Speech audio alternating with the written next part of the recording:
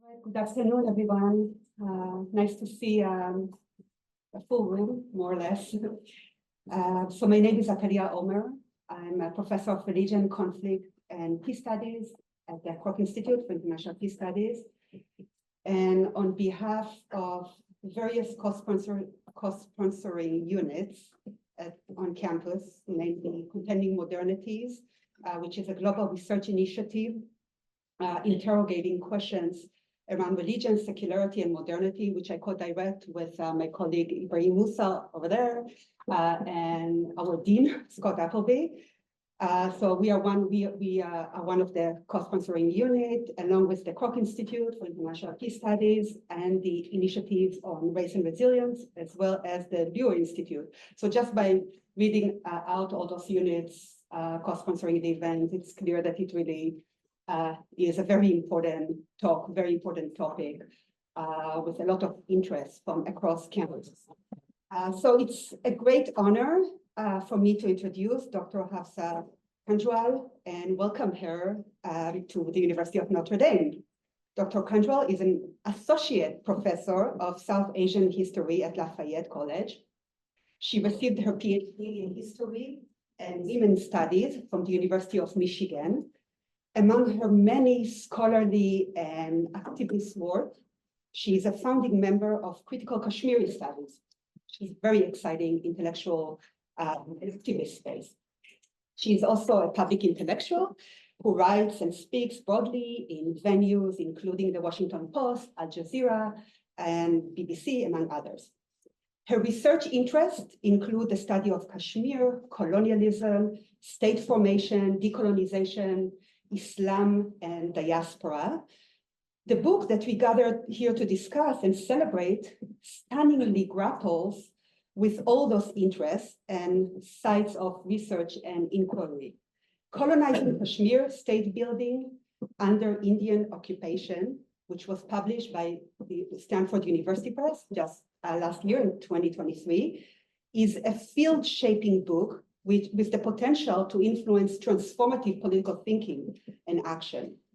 The book stretches and challenges scholarship on India-occupied Kashmir while contributing to the broader study of colonialism, decoloniality, and anti-colonial and decolonial resistance. The book interrogates various issues, including epistemological forms of violence, shaping research about Kashmir and India. One of the most illuminating aspects of the book is how Dr. Kanjwal traces ways in which politics of life and discourses about development and economic prosperity have been deployed as a mechanism of coloniality and erasure. For me, and I'm a student of Palestine-Israel, Dr. Kanjwal's work has deepened my understanding of the case I am grounded in, which is one of the book's intentions to stretch the scholarship about colonized lands and peoples and consciousness through a deep dive into the specificity of one case to illuminate patterns in and to interpret another case, as I found myself doing as I was reading the book, and I've been reading, I haven't finished the book. In doing so, the book profoundly intervenes in the study of modernity and secularity. It centers questions around secularism, democracy, and state building in ways that invite readers to challenge methodological assumptions underpinning much of the literature and discourse, the broader discourse on democracy and state building, and perhaps also, as the buzzword goes, democratic backsliding. With this, I am delighted to welcome Hafsa to discuss her brilliant book and stretch our thinking. Please help me to welcome Hafsa.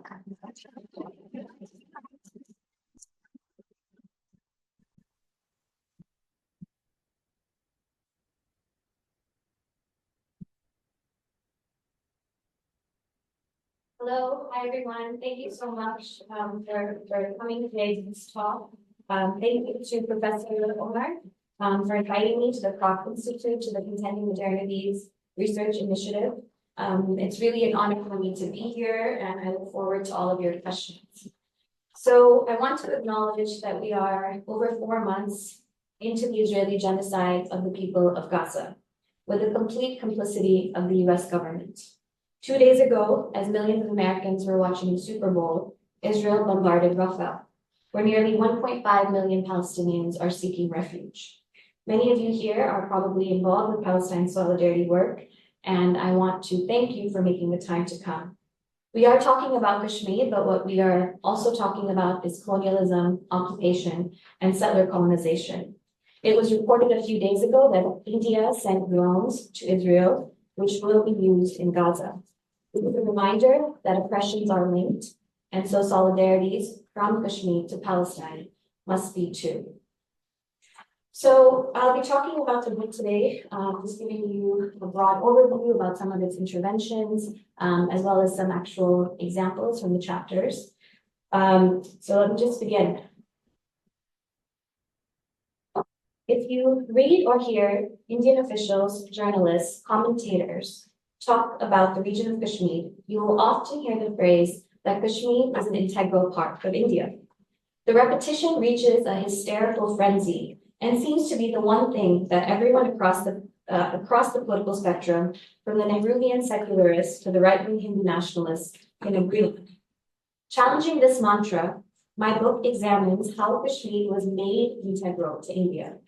Building on recent interventions in the field of critical Kashmir studies, Colonizing Kashmir historicizes India's relationship with Kashmir as a colonial occupation and argues that one of the key mechanisms of effective control by which India's colonial occupation of Kashmir in the post-partition period took place was through the installation of client regimes, as well as the particular forms of state building and governance that took place under these regimes. You might be wondering, how can India, a post-colonial state with the most valorized anti-colonial struggle against the British, also be a colonial power? Part of what this book aims to do is rethink how we understand colonialism and also how we understand India's state formation. There remains an attachment in scholarship, especially on South Asia, to seeing colonialism as emerging only from the West to the global South and situating our present moment as a decolonial one. This approach fails to account for power dynamics within the global South, such as that between India and Kashmir, as well as the ways in which post-colonial nation states can also be colonial. One reason why these forms of colonialism remain obscure is that geographic contiguity, or a sense of an imagined cultural cohesion, disguise colonial dynamics. Instead, these dynamics are seen as natural to nation building, even if their sovereignty is challenged. In other words, the fact that Kashmir is geographically contiguous to India creates the possibility for a less visible kind of colonialism than is possible overseas, as that between Britain and the subcontinent. But another reason involves methodological nationalism. Decades of work on Kashmir, primarily by Indian scholars, including in the US Academy, have naturalized the Indian nation-state form and denied its coloniality, and as a result have refrained from critically examining how this relationship between India and Kashmir was constructed in the first place. This has resulted in what I've referred to as epistemological violence on Kashmir, given the reflection of a colonial commitment to the integrity and the territoriality of the Indian nation state, which is then in many ways akin to the Indian state's own narrative about Kashmir, that it's an integral part of India. You can see this with a whole host of scholarship that exists that seeks to explain what led to the armed rebellion of the late 1980s. Every so often, you also have the same tiresome articles explaining why Kashmiris are becoming alienated or estranged from India. In this body of work, the Kashmir issue has been reduced to a crisis of federalism, a crisis of democracy, a crisis internal colonialism. The people's long-standing movement for sovereignty has been positioned as separatism, secessionism, ethno-nationalist insurgency, and of course, terrorism. My book examines how colonialism, settler colonialism, and occupation are all important analytics to understand India's relationship with Kashmir. That is to say, India uses characteristics of each of these categories to cement its rule in Kashmir over time, and thus it is difficult to say that it is just one or the other. This is important because it encourages us not to see these categories as being oppositional to one another, but rather working in tandem in different moments to achieve particular ends for the state or respond to local forms of resistance. In doing so, I'm not interested in asking why people who never felt that they belonged suddenly became estranged or alienated. Rather, I'm interested in a set of inverse questions. How did India acquire Kashmir without the popular consent of its people? How did India and its client regimes normalize its occupation both within Kashmir and also for Indian and international audiences? What were the different modalities of rule that were in operation at this time? And finally, what insight can Kashmir provide us in ongoing theorizations of colonialism, settler colonialism, and occupation? To answer these questions, I looked at a decade in Kashmir's recent history, from 1953 to 1963. In August 1953, Bakshi Ghulam Muhammad, as pictured on the left, led a coup against the state of Jammu and Kashmir's first Prime Minister, Sheikh Abdullah, to the right. At this time, the entire princely state of Jammu and Kashmir, which had its own rich history of an anti-monarchical uprising in the late colonial period, had been divided between the two new nation states of India and Pakistan, following the first India-Pakistan War from 1947 to 1948. The UN had called for a plebiscite to take place, or a referendum, so that Kashmiris could vote for which country they wanted to join. Once hostilities ceased, so that Kashmiris could determine their future.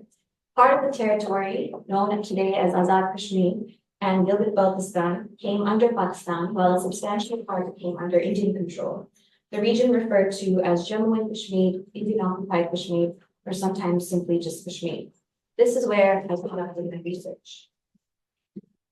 Right from 1947, India began to colonize the part of Kashmir under its rule. It placed its own client regimes in power and negotiated some level of autonomy, which was enshrined in Article 370 of the Indian Constitution. The article itself was a colonial treaty meant to placate Kashmir's client regimes into thinking that being under Indian rule would provide them with significant autonomy. It allowed the state to have its own constitution, lawmaking body, and the leader of the state was even called a prime minister. Residency rights of land ownership and employment were also restricted to Kashmir state subjects. The Indian government was just supposed to be in charge of communications, defense, and foreign affairs. Yet the first prime minister, Sheikh Abdullah, who had initially agreed to Kashmir's accession to India, began to backtrack. He was increasingly concerned with rising Hindu nationalism, as well as the Indian government's attempts to erode the agreed-upon autonomy of Kashmir. He was removed in a coup by India and replaced by his deputy, Bakshi. Bakshi was in power for a decade from 1953 to 1963. A shrewd politician, Bakshi had been a ground worker for the Abdullah-led National Conference Party and was very familiar with local politics. The Indian government tasked Bakshi with promoting Kashmir's contested accession to India domestically and internationally, while repressing popular political aspirations for a merger with Pakistan or independence. After violently quashing protests that arose in the aftermath of Sheikh Abdullah's arrest, Bakshi turned his attention to state building and implemented a number of educational and economic policies. During his time in power, the Kashmir Assembly, which was an undemocratic entity that was filled with National Conference loyalists, confirmed Kashmir's accession to India and sought greater financial and administrative integration with the Indian Union, undermining Kashmir's autonomy. Bakshi's period oversaw crucial shifts in India's political and economic relationship with Kashmir towards material integration. Yet Bakshi knew in order for this relationship and his rule to be legitimized, Kashmiris had to be convinced that this relationship was in their best interests, and they had to develop an emotional bond in favor of India. Bakshi was also compelled to respond to the economic and social aspirations of the people, especially Kashmir's majority Muslim population, who had long suffered unjust economic and social policies.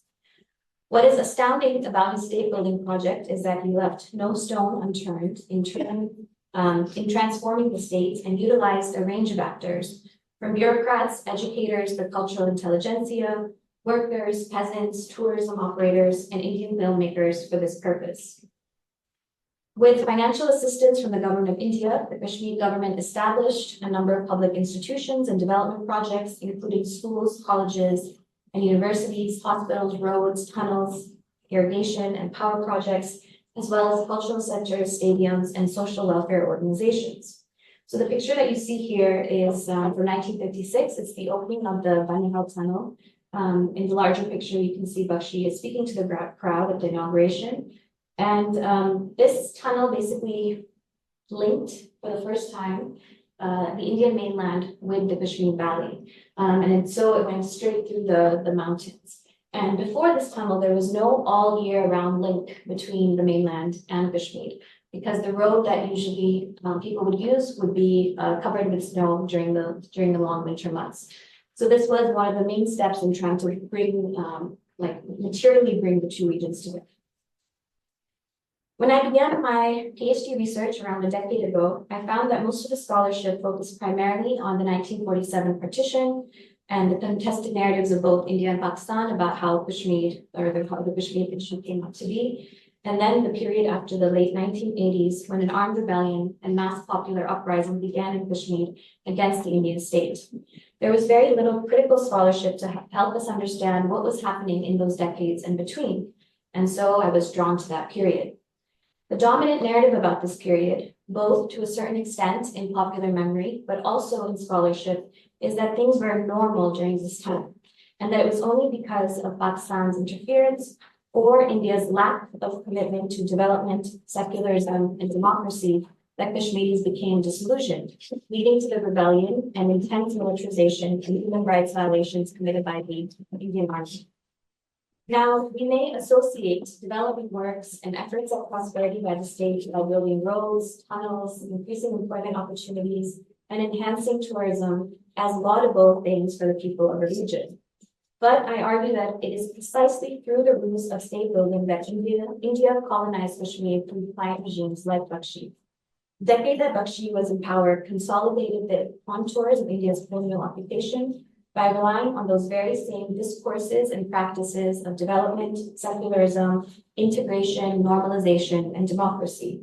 And I historicize India's occupation and show that it may have looked different in this time period in comparison to what happened in the late 1980s with the brutal militarization, but it was still very much involved in suppressing Kashmiri demands for self-determination. And so the different chapters in the book look at the ways in which India's colonial occupation operated through Bakshi's state building practices as a client regime, and specifically through international diplomacy, film, tourism, education, economic development, and cultural reform. So this picture is from a very high-profile visit, also in 1956, by the Soviet premier, who was invited by Nehru, as well as the Bakshi state government to visit Kashmir.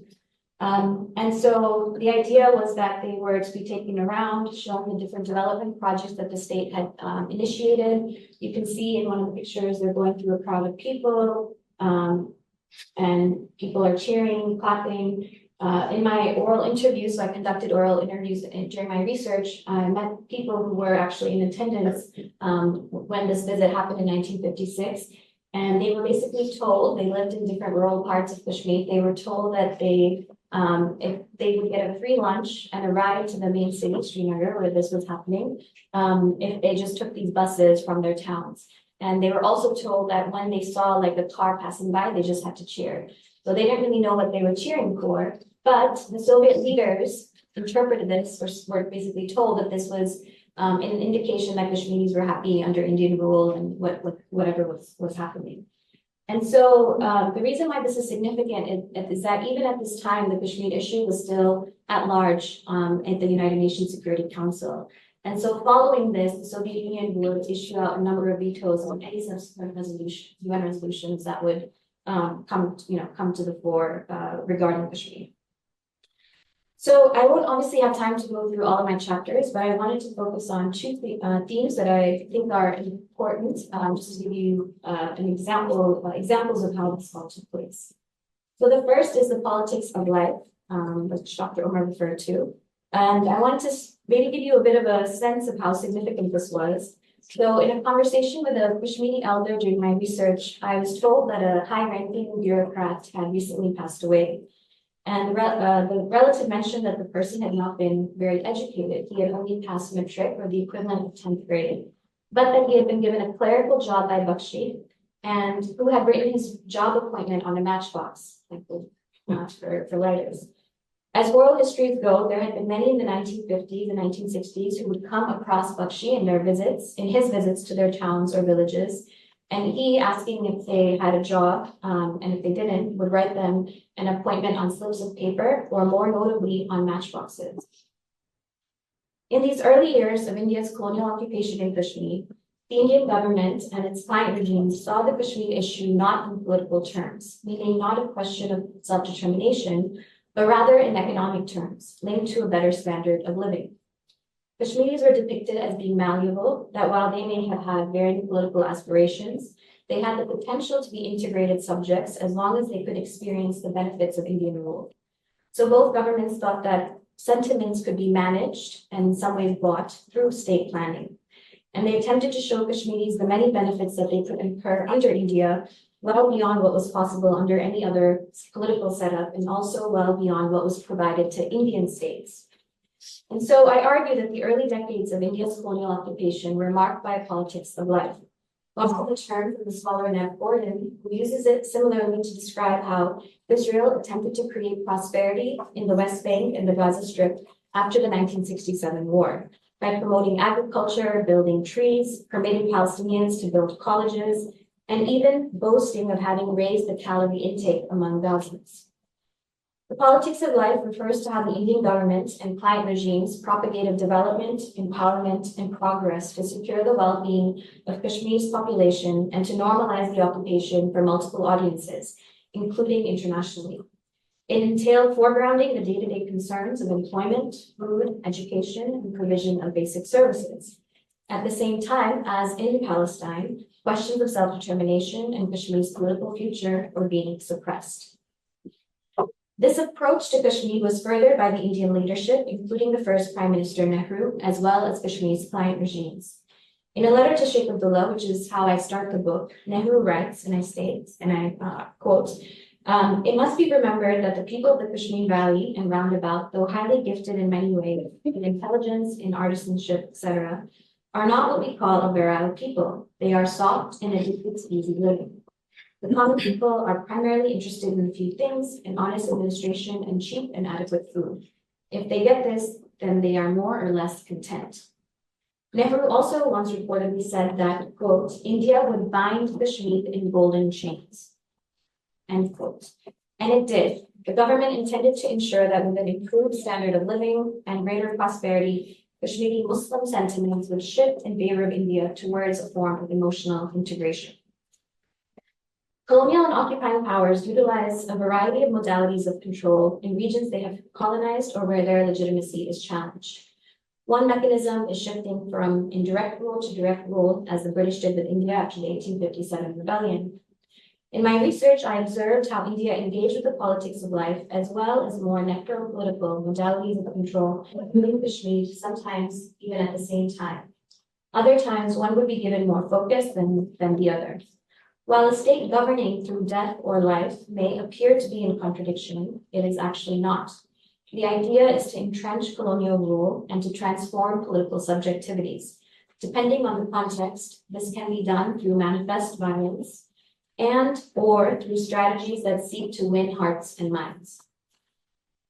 So how are these seeming state-building measures in fact instruments of Indian colonization of Kashmir? For that, we'll have to turn to rice. A member of the Kashmir cabinet under Bakshi, D.P. Dur, had a theory that, quote, Kashmiris knew little of politics. What they cared about was a hearty meal, and they could be won over gastronomically. So you can see some of these same ideas about Kashmiris. Abdullah was invested in financial autonomy for Kashmir, and he had told Kashmiris that they should survive on a diet of potatoes before relying on rice subsidies from India. But after his arrest and to quell the protests, Bakshi's government received agricultural subsidies from India, drastically decreasing the price of rice and grains. It was estimated that rice subsidies under Abdullah were nearly 2 million rupees, Under Bakshi, the cost was met almost entirely by the government of India and reached 18 million rupees per year.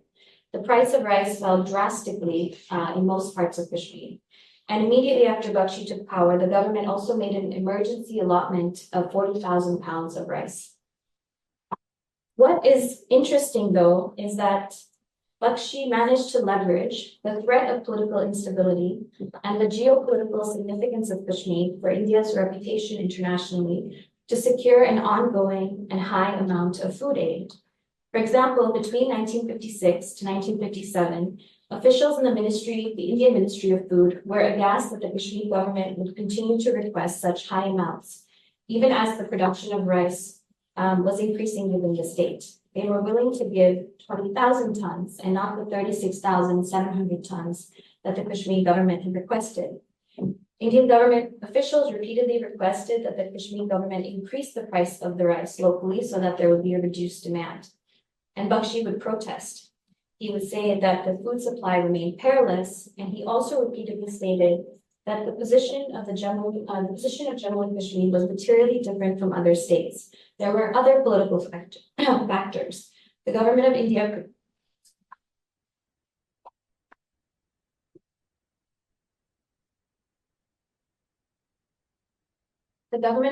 should not risk with the state, as numerous political implications were involved in the distribution of rice at reduced prices. Eventually, the Indian Ministry of Home would write to the Ministry of Food and Agriculture, requesting it to take into consideration the special circumstances of the state, and additional tons of rice would be deployed. This example highlights how integral the rice subsidization policy in Kashmir was to India's colonial occupation.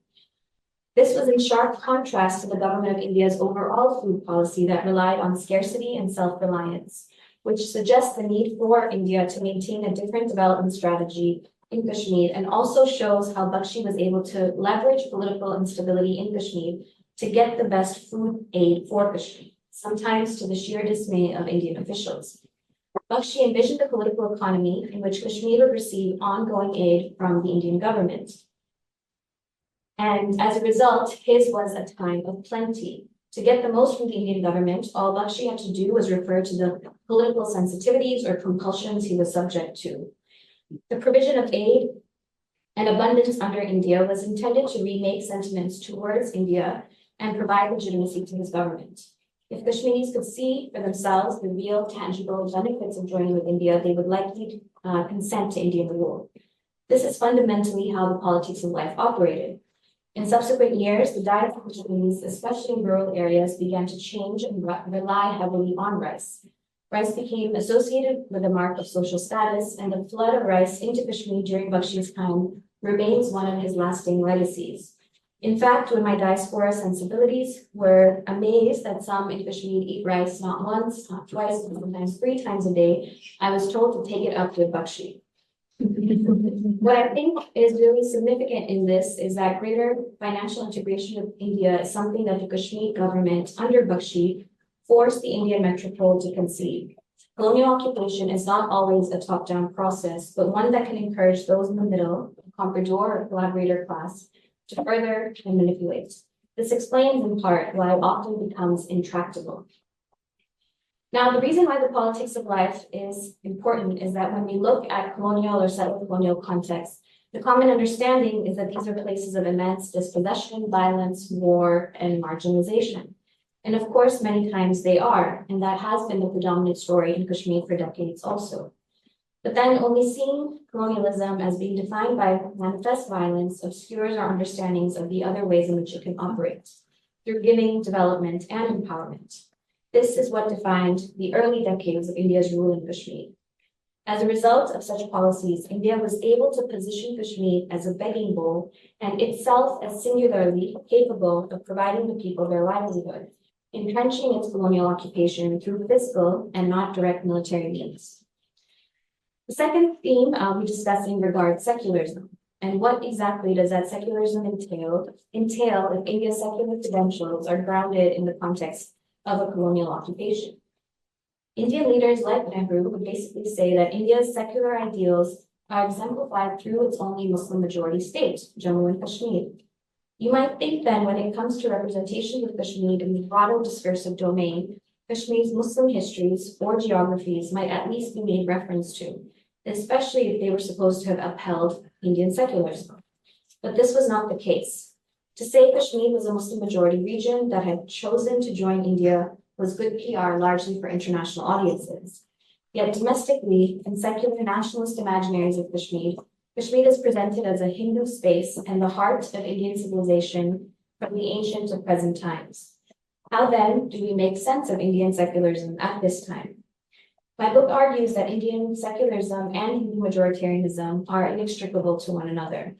I show how Hindu geographies, imaginaries, and histories, especially through the sole reliance of the 12th century Sanskrit text, Rajadanagini by Kalhana, were central to secular discourses. Producing a good Kashmiri secular subject was deployed as a mechanism to criminalize Muslim political aspirations or alternate visions of nationhood and belonging. Ultimately, Kashmiri Muslims were politically useful for India's secular politics of inclusion, but this forcible inclusion is aligned with assimilationist settler colonial narratives about Kashmir's history and recent past. As the book shows, the secular was used to both erase and taint Muslim histories of Kashmir. One of the ways in which this comes about is through film and tourism. Film and tourism have served in many ways to territorialize India's colonial occupation in Kashmir and continue to do so. Both sought to produce Indian desires, anxieties, and claims over the occupied territory and define the place on India's terms.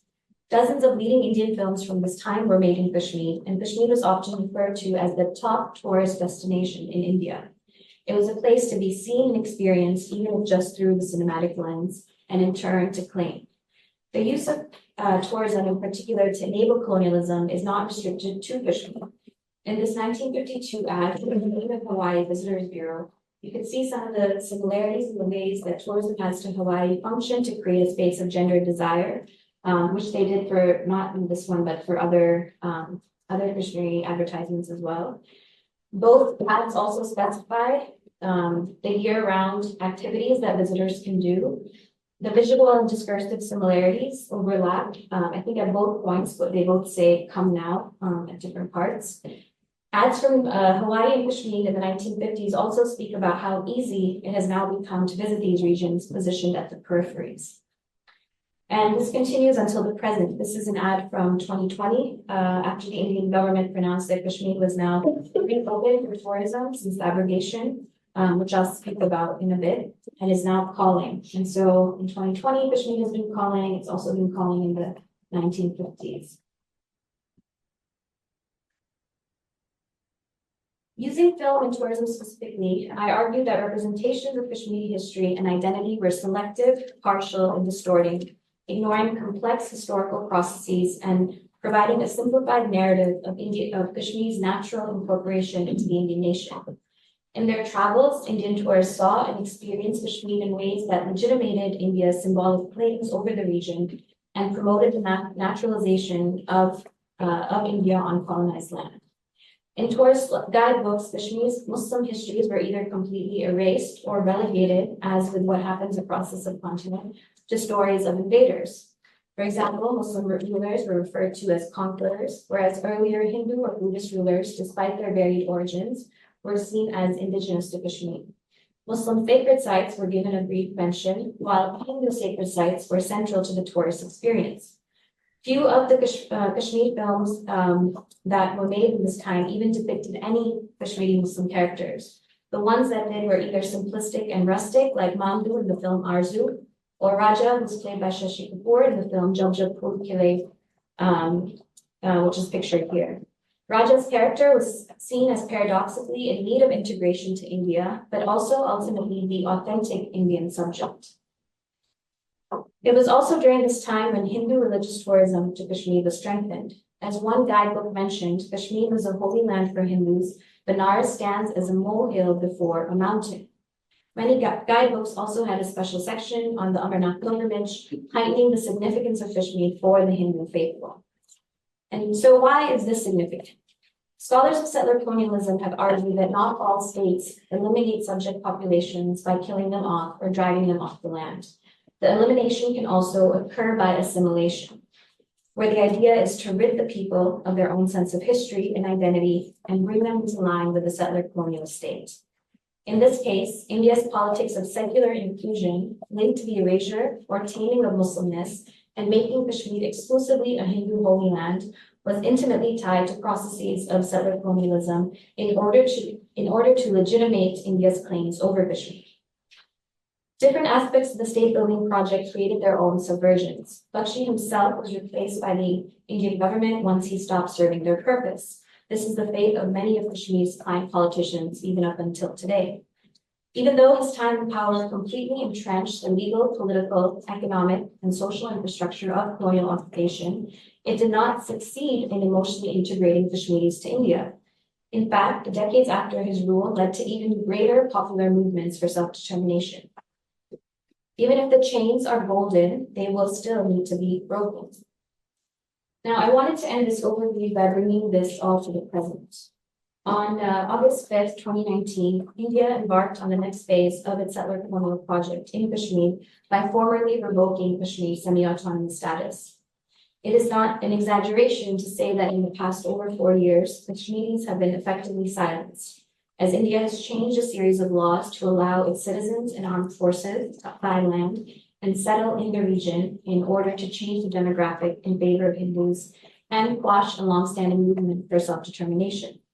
These developments are happening under a neoliberal order, which is also making Kashmir a site of global extraction and environmental destruction.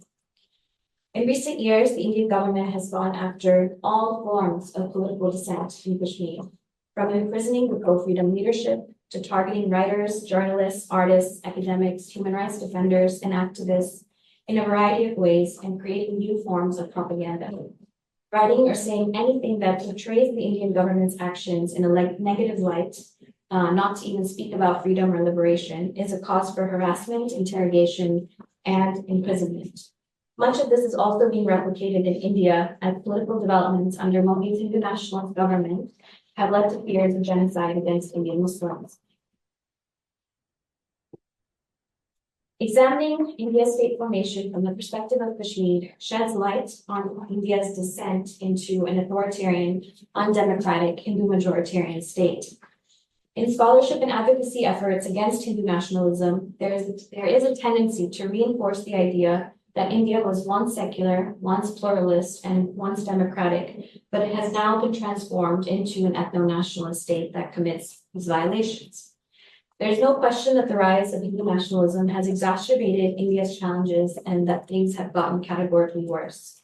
Yet, with this increasing nostalgia for an earlier version of India as a result of rampant Hindu nationalism in India today, the inherent violence of that secular liberal order is erased. This nostalgia completely erases how colonialism and domination were at the root of India's state formation, not just in Kashmir, but also in other places. More importantly, Kashmir and other regions at the margins or frontiers of the national narrative were not an exception, but remain integral to India's state formation. To put it simply, India's foundational moment cannot be viewed as separate from its colonial occupation of Kashmir. In some ways, we can see Kashmir and other zones of colonial occupation as a test case for the Indian state to practice various forms of power: disciplinary, sovereign, biopolitical, and necropolitical. These strategies will be utilized in the mainland too, especially against populations that are deemed a threat, Muslims, Dalits, or tribal communities, and more recently, anyone who does not align with the Hindu nationalist project.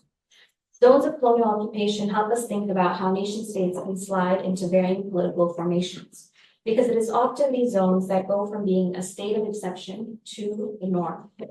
Therefore, instead of looking for inspiration in a rather uninspiring past, would it not be better to envision more imaginative and liberatory futures?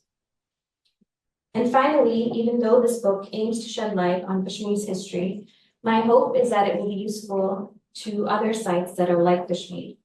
One of my main hopes is that this book will contribute towards a historiography of states that do not exist, have not been allowed to exist, and peoples who have been denied self-determination and the right to exercise their sovereignty.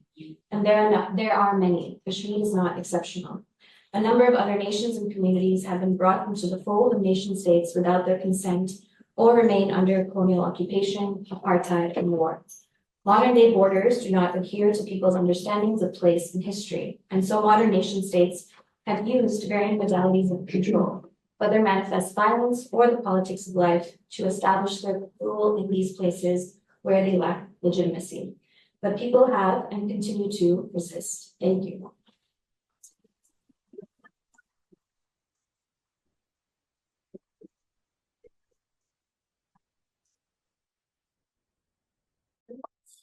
Let's open up. You can have a seat.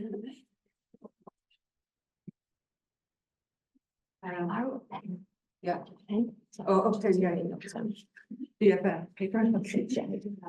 Okay, so maybe as you all thinking of your questions, maybe you can say a few more words about how you are interrupting the kind of the epistemic violence of scholarship about and broader instances about Kashmir.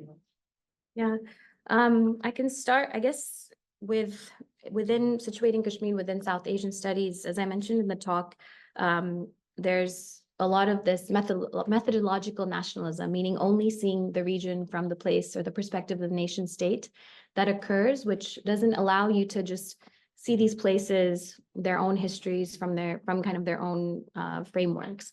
And so one of the main things that not just myself, but other scholars of Kashmir have been trying to do is really move beyond the kind of statist narratives and perspectives of these regions like Kashmir.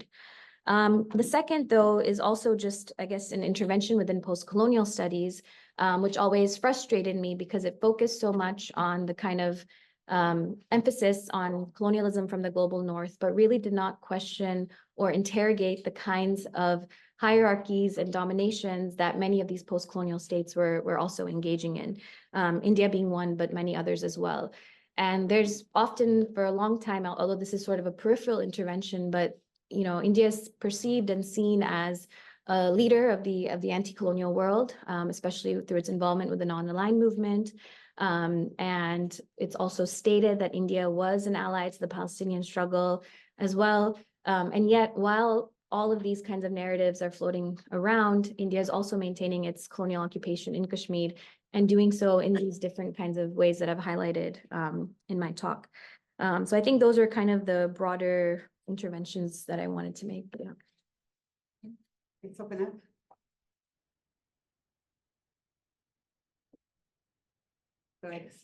Hi there. Thank you so much for your talk. I really enjoyed Maybe it. introduce yourself. Oh, Susan Osterman, political scientist and lawyer by training. I focus on South Asia. I'm glad you talked a little bit about how you thought about the state just now. As you were talking, I was thinking about state and nation state and all this. And I guess I wanted to ask you, you mentioned just now thinking about it as a region, but I wanted to push you on the idea of nationhood. Mm-hmm. And what it would mean if, what a nation would look like there. Who would be the polity who would vote on self-governance, things like that. Would it include people who ascribe to that identity who are now elsewhere, this kind of thing?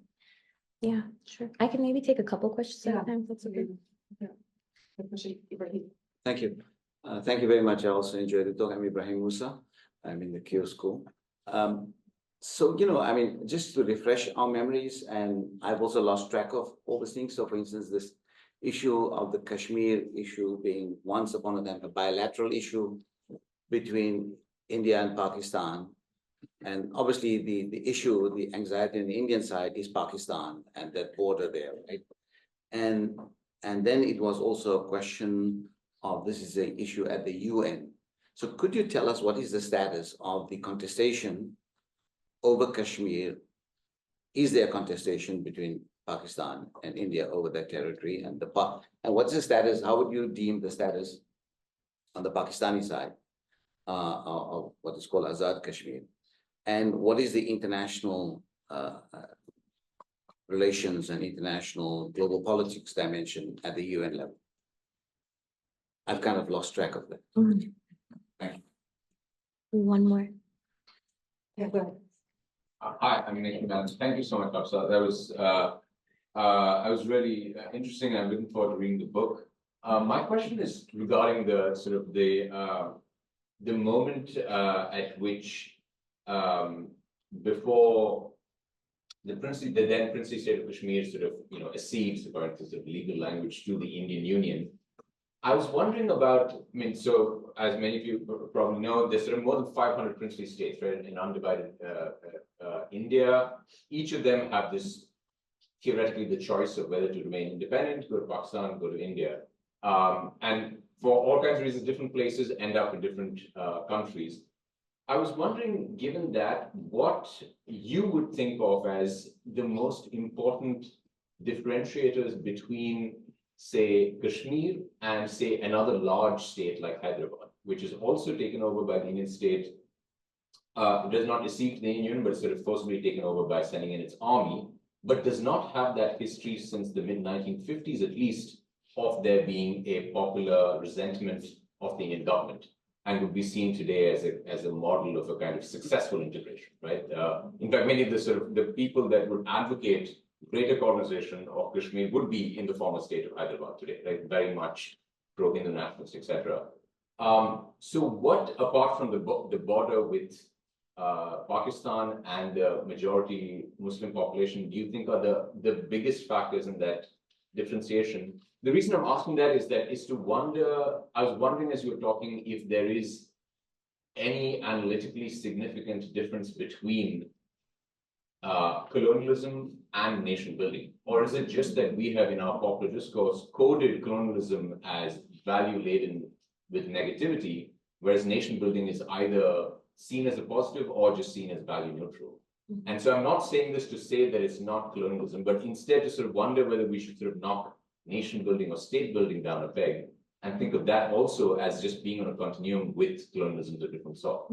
That if you were someone in the family of a Razakar in Hyderabad, you would have viewed the Indian army being sent in, or a Goan in 1960 viewed the Indian army being sent in as a form of colonialism as well, even though they perhaps do not see that way now. So that's Okay, I'll start with these three. Okay. Okay, let me start with The next three. Okay. Yeah. Okay, so yes, so self-determination, what it would look like, it was actually articulated at the UN level that the entirety of this state, not just the part that India controlled, but also the Pakistan sides, would have the right to self-determination. Of course, like there's no, because that plebiscite never actually took place, they didn't get into the details of like, what about the different diaspora communities who may be outside now? Those kinds of discussions weren't happening.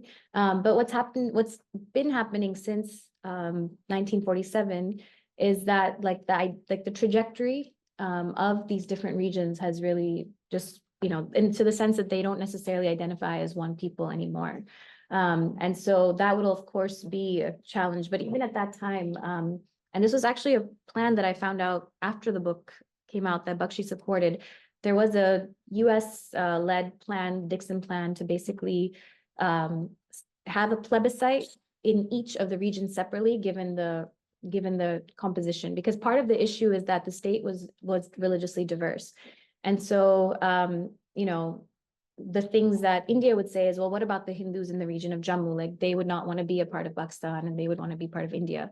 So one of the plebiscite plans actually was was based on region and not the entirety of the state. But again, there was no political will to implement that plebiscite. And so many of those plans just kind of are sitting in some old file in the United Nations that, as in many other cases around the world. So the second question, yes, in terms of where it is today. So at this point, what I'm arguing is that in this time, it's still an international dispute because it's still showing up in the United Nations. There's resolutions that are being proposed. 1971, I would say, or, in the 1971, 1972 is when this does effectively become a bilateral issue with the signing of the Shimla Agreement between India and Pakistan. And so that takes it from like, okay, this is not an international issue anymore, but given what's happened regionally, the Cold War politics, this is now just an issue that Pakistan and India will resolve on their own. And so that technically continues and is supposed to be there up until now. But with the current Indian government, the Hindu Nationalist Party, for them, it's not even a bilateral issue. There's no negotiations on Kashmir with Pakistan, because in many ways, India has kind of far exceeded Pakistan in terms of its the kind of role it can play in geopolitics. And so now it's pushing it into more of this is our internal issue, but now even the internal issue doesn't exist, and that the narrative is that everything is fine and normal in Kashmir with the abrogation of Article 370. This is what Kashmir has been waiting for all these years. And so now like we're just building it, we're investing in it, etc. So like the past 7+ decades or so have just been, from an international dispute to now nothing, there's nothing going on here. But at the international level, when 2019 happened, China actually brought it to the United Nations Security Council for the first time after, I think it was like 50 years. And so the UN resolutions, however inadequate and unable to be implemented for different reasons they are, those still exist. Like that is technically supposed to be the international framework for this dispute. And even in recent reports by the UN Human Rights Councils and different special rapporteurs, there is a reference to an idea of self-determination from the perspective of the UN. But again, there's just no political will to implement it now. And that has many reasons as well. I mean, I can get to some of that later. But for Nikhil's question, so I think that's a really important question. And it's something that I've been thinking about as well is, when does a nation state actually have legitimacy? Like in what constructs, how do nation states obtain their legitimacy? And where can you say that it's illegitimate or legitimate, so on and so forth. I think there are a couple of things that differentiate Kashmir. The first is that even though it was a princely state, the religious identity of the princely state, the prince was different from that of the subject population, which is similar to what happened in Hyderabad, right? So in Hyderabad, there's a Muslim Nizam. It's reversed. There's a Muslim Nizam, and he's ruling over a majority Hindu population. Another area that was like that was Junagadh, I believe, also a Muslim ruler with a majority Hindu population. What's interesting is that India kind of uses this idea of religious identity being linked to where the state will go when it comes to Hyderabad and Junagadh, right? So the majority population there, their democratic will to not be with whatever the Muslim Nizams want is implemented through the police action and through an actual plebiscite in Junagadh, where of course they do decide ultimately to join with India. But with Kashmir, because it's so strategic and there's all these other reasons why the country wants Kashmir, they can't rely on this argument of popular sovereignty. But they try to, in some ways, by using these client regimes as being representative of the will of all of the people of Kashmir. So I think the religion angle is really important, because part of what the work of previous historians has really looked at is that during this Dogra period, when Kashmir was under princely rule, everything was set up in a way where it was almost what you could say like a Hindutva state. The state really gave a lot of preferences to Hindus within the state. Muslims who were largely illiterate and agriculturalists, they were heavily taxed.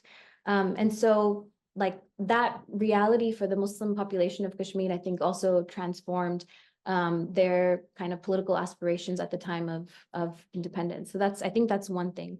The second thing is that I don't think we can underestimate, because now it seems that the UN resolutions and the plebiscite, it's so like minimal because it hasn't happened in 75 years, but the internationalization of the Kashmir dispute also shapes subjectivities in really particular ways. So Hyderabad, although I think the Nizam tried to take the case to the UN, but it didn't really go forward. But Hyderabad and other areas did not get that level of internationalization. And so for Kashmir, the idea that there was this other option, Pakistan, really shaped political sentiments for the next couple of decades. So I think that's why there's like a different angle or different thing that's happening in Kashmir than is happening in other parts of India. But of course, I do think it's important to like figure out at what point does the nation or the incorporation into the nation not have any legitimacy, and it is a colonial project, versus like many of our nation states where people are, you know, even in India, in Punjab, Chhattisgarh, all these other places, at some point they may have had the legitimacy of the state, but then that breaks down. And so, you know, is there an analytical difference between these two categories? Those are, I think, questions that I'm hoping that the book will kind of raise up. Yeah, thank you so much. I enjoyed your talk, and thank you so much, Professor Omar, for organizing it. I wanted to, like, since we're talking about state building, I really wanted to ask about what's happening right now in Kashmir. Like, when we look at the history of Kashmir, we have seen enforced like disappearances, and when we see why enforced like disappearances happen, that's because they want to erase them, like any evidence of their crimes. So I want to understand what is the idea of enforced normalcy right now within the territory of Kashmir, and what other new like developments have been deployed by the Indian states. So could you like please talk like more about that? Perhaps I'll just maybe a connected question. So you devoted much of your talk to kind of unpacking for us the politics of life, the golden chain mechanism of erasure. But perhaps if you can say a few more words about the necropolitical dimension, the politics of death, and maybe, I mean, you mentioned kind of in passing that there is a legacy of India's support of the Palestinian struggle, but also there is a more recent history of actual like circulation of technologies of control, of necropolitics, of occupation. So just if you can say something about kind of that connection between the mechanisms that are implemented on the ground now, and Israel and Modi's relation with Israel, and but also perhaps of the experiences of Kashmiris as they connect to Palestinians, the Palestinian struggle. So that kind of transnational dimensions. Maybe another question in the back. So Sharon, look, I don't, I'm not getting my what you show up. So I think I don't have a question, I just have a comment. I do most of my life in Kashmir. Thank you so much for doing this, and it's just really bringing tears to my eyes. All I want to say is, if you did a talk like this in Kashmir, I will not be surprised if you would be in jail that second. Nobody will know. There's so much. You can turn it into a question, and I Sure, I can. What the world does not know about what's happening in Kashmir and has happened in the last few decades, it's shocking. Because when they did the abrogation in August 2019, the landlines, the phones, you know how the world stopped when there was COVID? We had seen that 2 years before that, like 10-fold magnitude. I have a really short story, like 30 seconds.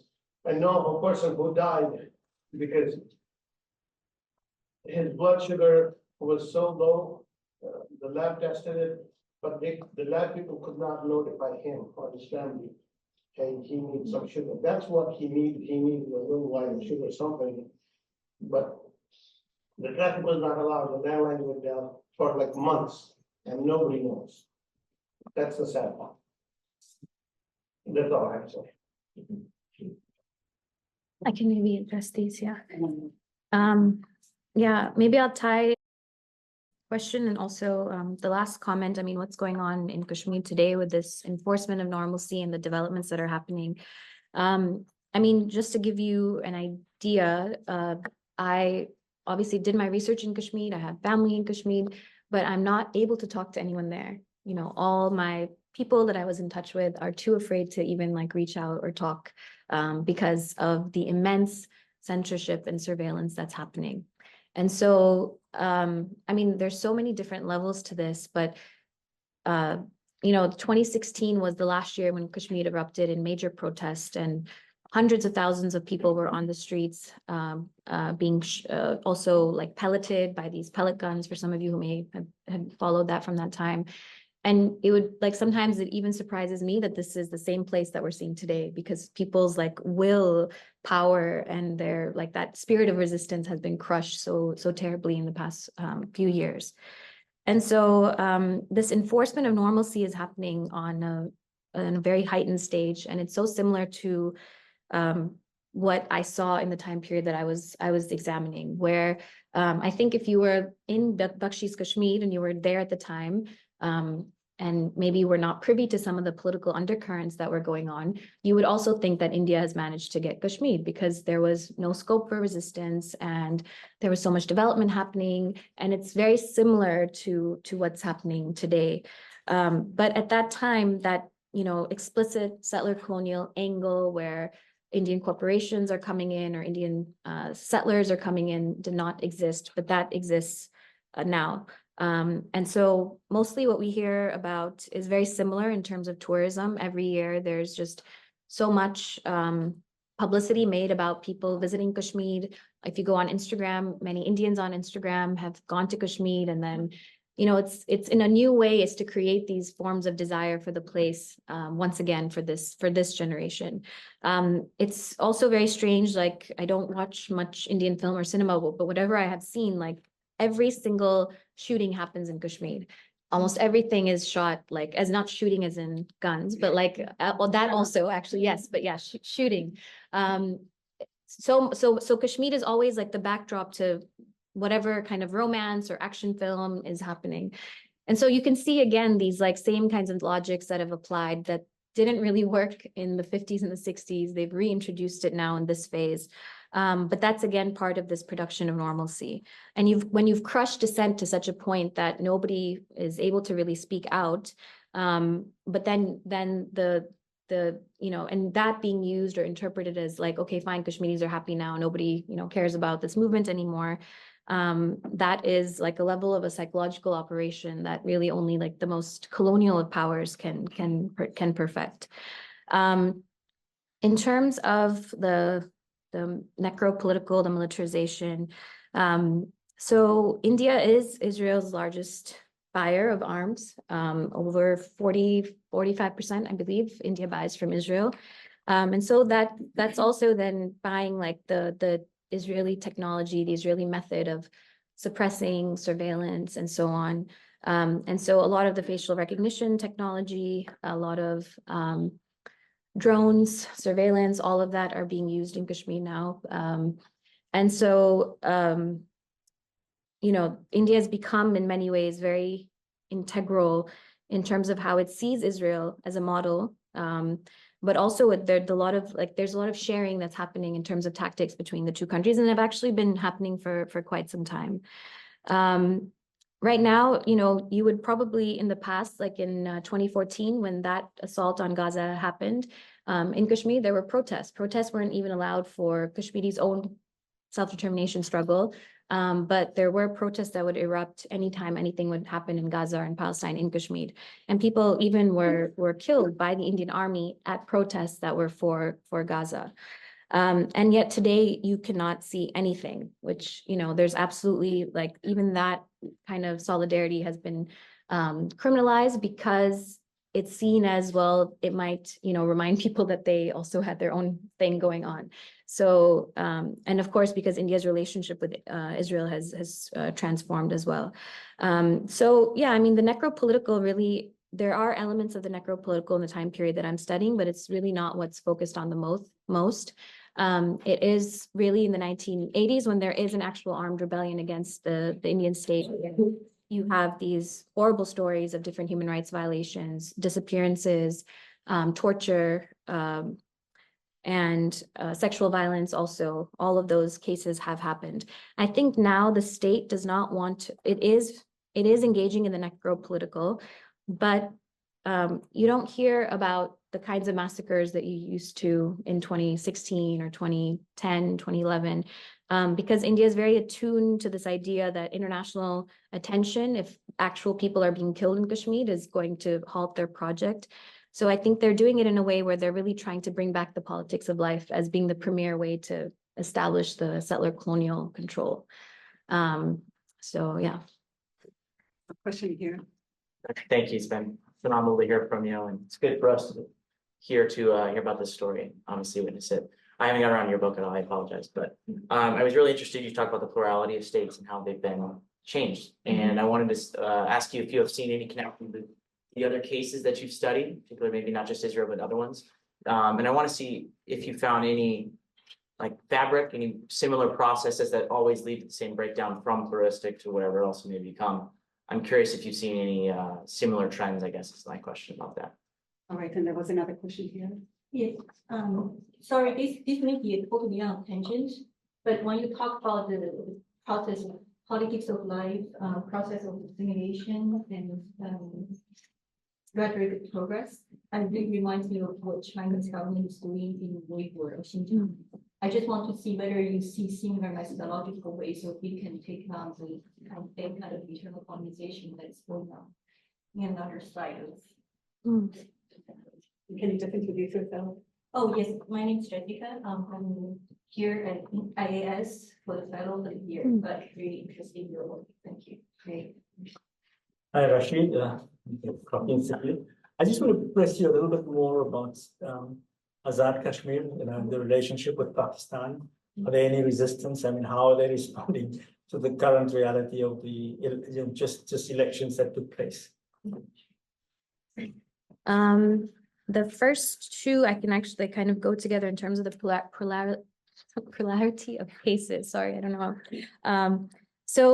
When I was doing my dissertation work at Michigan, the way in which kind of the doctoral programs are set up, and that is like you focus on a region. So of course, my region was South Asia, South Asian history, and I was really stuck trying to figure out in the conceptual and the theoretical tools within that field how to think of a place like Kashmir.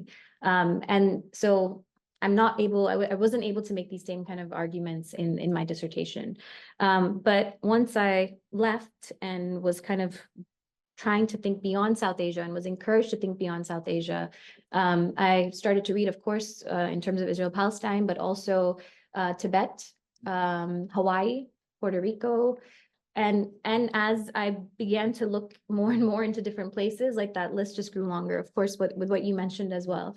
Papua New Guinea, with Indonesia, there's so many of these places. I mean, just thinking about even Kurds, right, and how they're divided into so many different different states. And Ireland also actually was, what the British were up to in Ireland, and also that idea of contiguity. Also some cases, similar cases, Japan and Korea, in East Asia.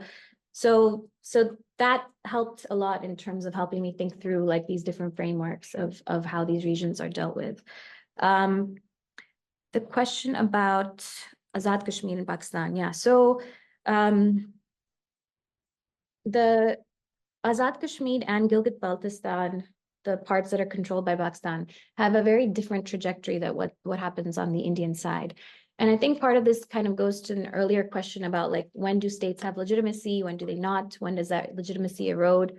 Where in some ways the Pakistani state took for granted that the people of Azad Kashmir and the people of Gilgit-Baltistan had actually fought to be a part of the Pakistani nation, right? And so they wanted more provincial status that was given to them and being treated like other provinces in Pakistan.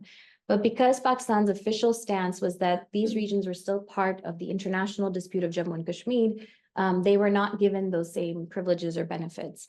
And so Pakistan actually, like in many ways, what the argument or what the concerns were was that Pakistan underdeveloped these regions, which is almost like the opposite of what India was trying to do in Kashmir. And of course, now there are mobilizations, especially in Gilgit-Baltistan, that are very critical of the Pakistani state. There's a lot of Pakistani military and army presence there as well. And with everything else that's going on in Pakistan also, it is complicated. But I will say that for Kashmiris, Pakistan's role, for many Kashmiris, Pakistan's role has been really important because they felt that if Pakistan was not raising the issue at different international forums, if it did not help the Kashmiri armed struggle, then India would have done what it did in 2019, many, many decades ago.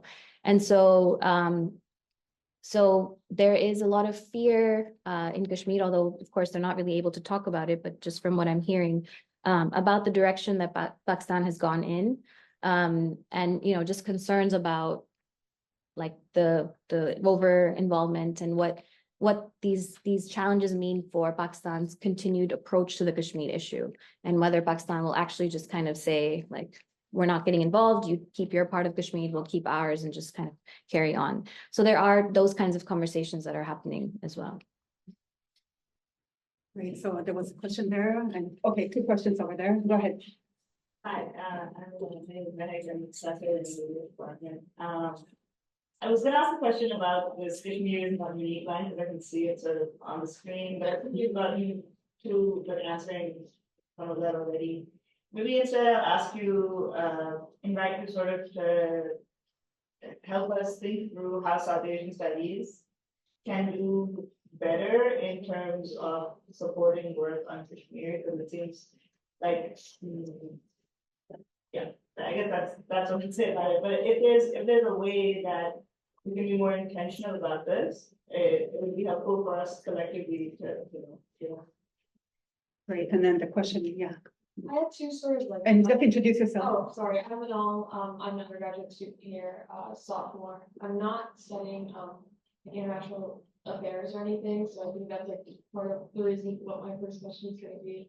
It's just if you can clarify or talk further about, like you mentioned, an absence of political will, being the reason that a lot of these plans are coming into fruition. And I was wondering, sort of, I don't really understand what the nuance of the term is, so if you can like talk about whether that refers to like a lack of capacity or just a lack of mobilization towards a certain cause. And then I guess the second unrelated one is about how, like, I guess nowadays, even recently, there have been like lots of, I mean, historically too, but I've seen it a lot more recently, fads of like Kashmiri culture going around. So like Kashmiris are super big right now, and there's a lot of like sources from which you can get them. And so, which, you know, has some ramifications for the Kashmiri economy, if we're outsourcing that type of thing. So I was wondering, are there ways that we can turn these sorts of fads into a potential positive by sort of taking the reins of like representation in larger media, and whether or not that can somewhat offset the lack of support to Kashmiri businesses. Thank you, Manal. Maybe another student. You are the first student who asked a question, so maybe another question from a student. Can I follow up on mine? I'm a student as well. Okay. All right. That's okay, that's okay. I was gonna ask, my question was more about the specific processes that you're seeing between all those cases. So I guess maybe if you elaborate some of the same behaviors that you're seeing from the state that's changing it from pluralistic, if that makes more sense, Dr. Yeah, sure. Thank you, I appreciate that. Thank you. Okay. All right, South Asian studies. This is recorded, so there's not much freedom in terms of what I will say, but it's been a struggle, as you can imagine. Sorry, I can't see. Yeah, it's been a struggle. And, you know, I will say that one of the things that a lot of the scholars who've been working on Kashmir from these different perspectives have had to do is find other spaces where we can have these conversations. So Middle East studies departments, Islamic studies departments, like ethnic studies, like basically like kind of, but that's in some ways though, it's been good because it's forced us out of like the framework of South Asian studies. But, you know, I think in terms of intentionality, you know, just hosting more conversations that are not so India-centric.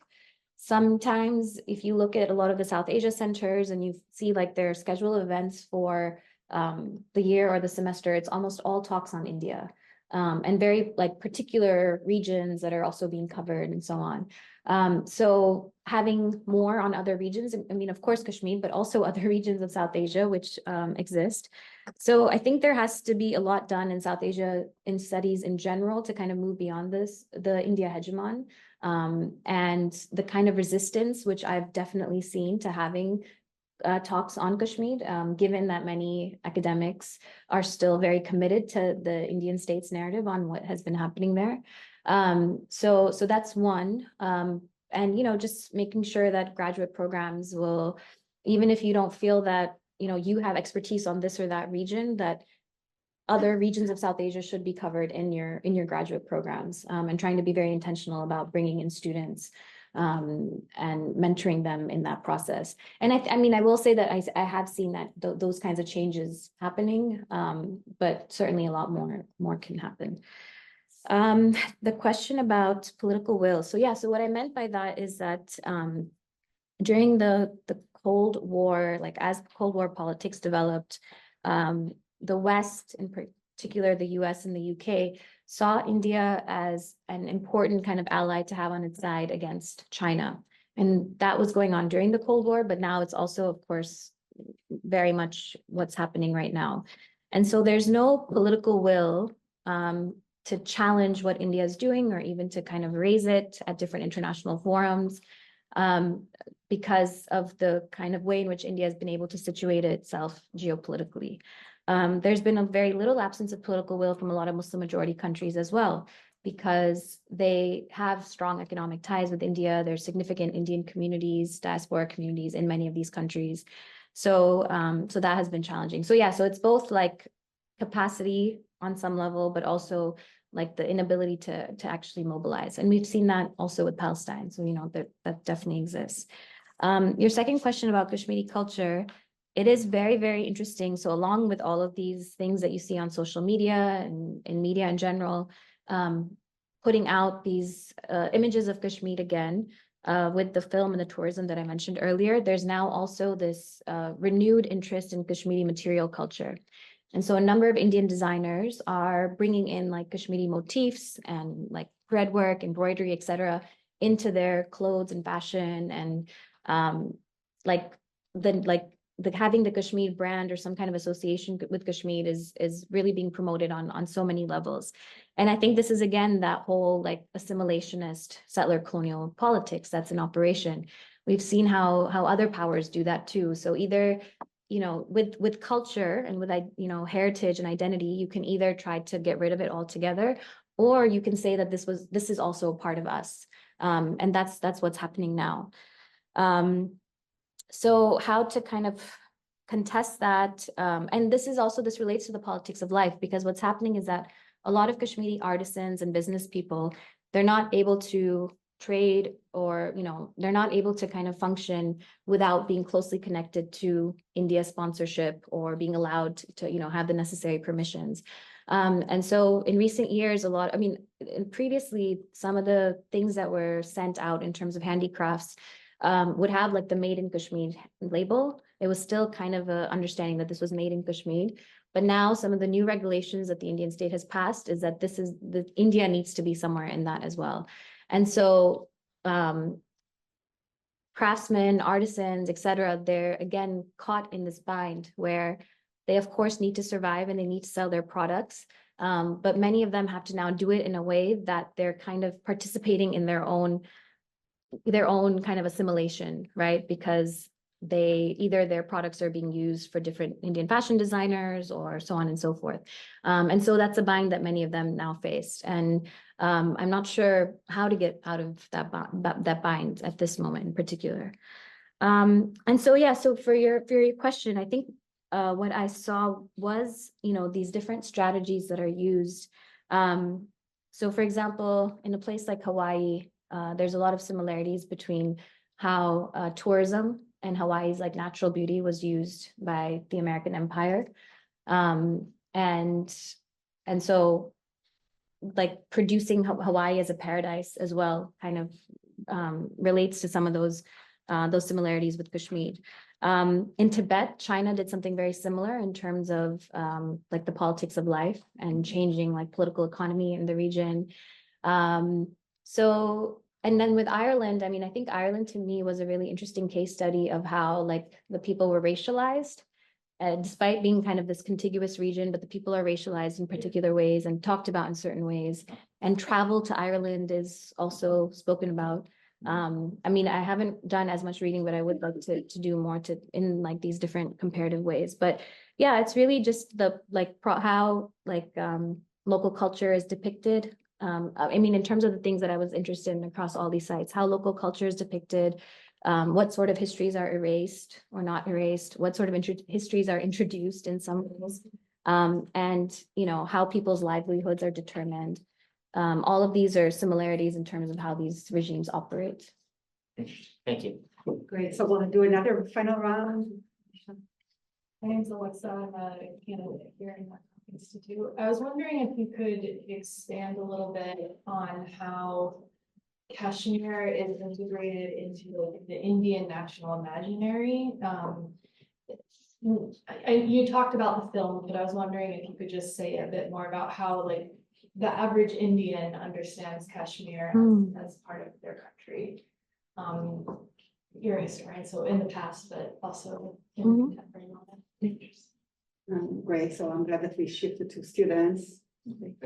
My name is Kitty. I'm an anthropology student, but an undergrad.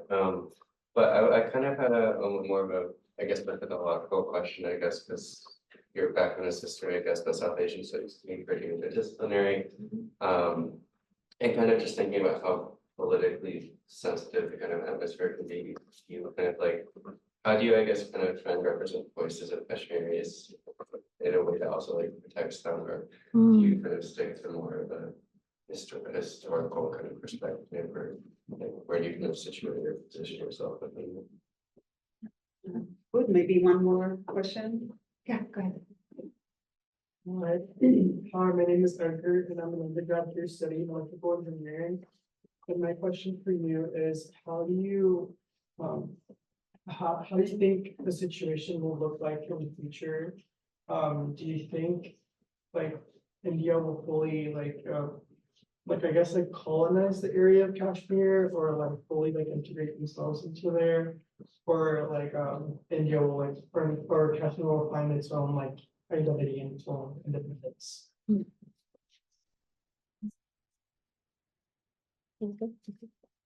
Thank you so much for the questions.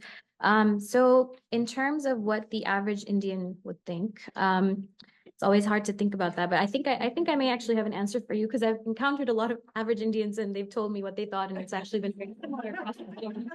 Did you ask them? I mean, as soon as you tell them you're from Kashmir, there's just a lot that happens in that interaction. Yeah. Okay, so at this time, I think part of what is interesting is like how Kashmir is being depicted, like in 1950s and 1960s.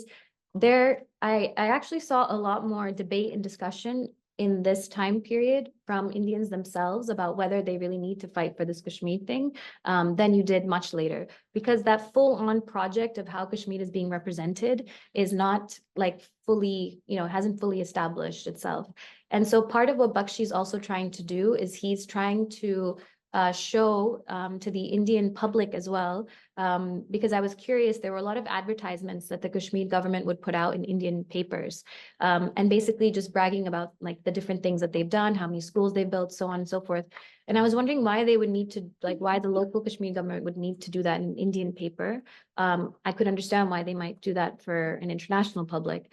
But part of what they were pushing, or they were trying to do, is make sure that the Indian state bureaucracy spent a lot of money in Kashmir and saw that that was a good investment. And so if the Indian public could see that their funds were going towards integrating Kashmiris, then they would support, they would continue supporting that. But what ends up happening is, especially as time goes on, these narratives, images of Kashmir are constructed. 1980s happens when, Kashmiris take up arms.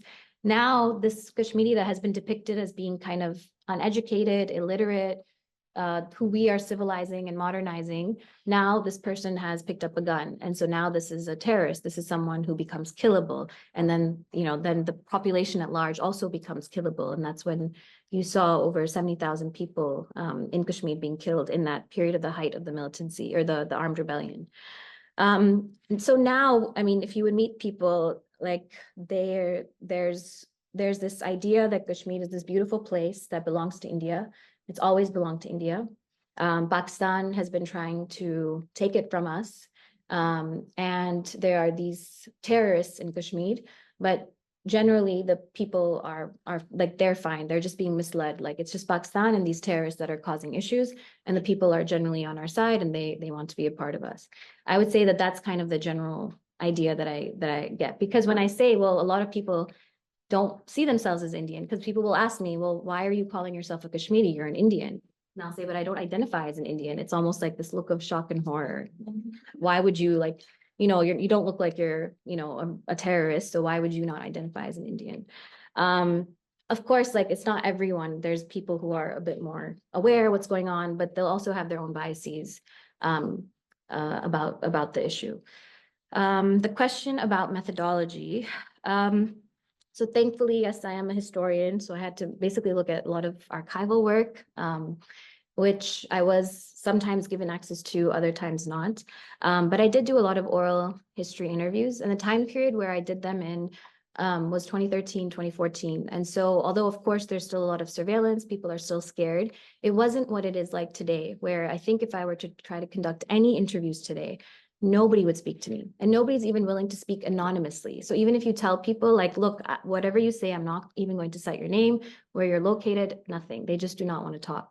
So I worry now for the next generation of scholars, especially people who are trying to do ethnographic work, like how do you do ethnographic work when one, your visits to a place are curtailed because of different kinds of issues, and if you have to get permission to go and do research in Kashmir, it has to be approved by the Ministry of Home Affairs. And of course, you can imagine the kinds of projects they would approve or not approve.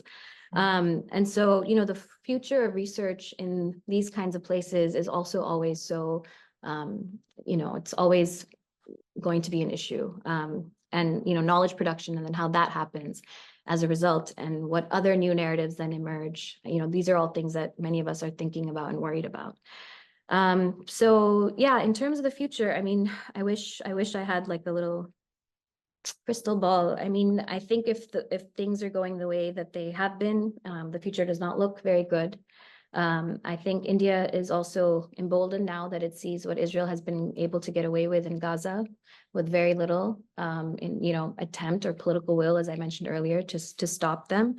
And so I think that's emboldened India, because not just in Kashmir, but also within its Muslim communities within India, the things that they're going through, which is just another kind of horrifying thing that does not get much attention from the media here. What they have planned for Indian Muslims, other communities, as well as Kashmiris, I'm not sure. I mean, the direction is leading towards, both regions are actually under genocide watch. Because there are things that have happened that have, enabled that kind of framework to emerge. But perhaps with, regional pressures, whatever that looks like, local resistance, how that evolves, things can change. We don't really know what direction. That's why, sometimes I hate that I'm a historian, but sometimes I also like that I'm a historian, because when I put myself in this time period, I imagine that Kashmiris who, do not want to be a part of India would have felt that, okay, this movement is lost. And yet one thing happened in 1964, where a relic, that's how I guess my story ends. There's a relic of the Prophet Muhammad, a piece of his hair that's in a mosque in Kashmir, and it gets stolen. And there's protests, like people just come out in the millions on the streets protesting the stealing of this relic. They blame the local government, they blame Bakshi's government, and then eventually the anger turns to the Indian government. And so this protest that was initially for returning the relic, whoever stole it, then becomes about Kashmiri freedom and liberation from India. And nobody would have expected it, right? Like if you're trying to understand, like, where did this come from? You would not have seen that happening. So, I'm not sure, like, if something like that will happen again, who knows? We can't tell the future, but for now it looks pretty scary. So very somber pause. Before we conclude, I want to invite Professor Musa to say something, to make an announcement. Yes. Yeah. Thank you. Thank you very much. I want you guys to continue to think about what Professor Kanjwal has said, but just to put on your agenda, on the 23rd of February at 12 noon, Dr. Alan Busak, or Bozak in America, will be the visitor to speak on Palestine, Israel, lessons from South Africa. Dr. Busak was a major leader of the World Churches, World Council of Churches, World Alliance of Reformed Churches, sorry, a major figure in South Africa, a passionate speaker, but also been very active on developments in South Africa and Israel and Gaza. So I invite you to attend at the auditorium next to the Hesburgh Library. It's called the Carey Auditorium, 12 noon. It'll be for about 90 minutes. So all around. 12 noon, 23rd of February, Friday noon. Thank you very much. And this is just another Continuation. aspect that connects to the kind of comparative prism that is necessary in order to understand kind of how the depths of one case connects to understanding border processes and structures of, violence, social colonialism, and so forth. Before we all depart, let's thank our amazing speaker. I know that I feel so enriched after those 90 minutes of vigorous conversation and discussion. And as we kind of went through the round of questions, I thought that the conversation deepened and deepened and deepened. So thank you so much for facilitating this with your great scholarship. Thank you.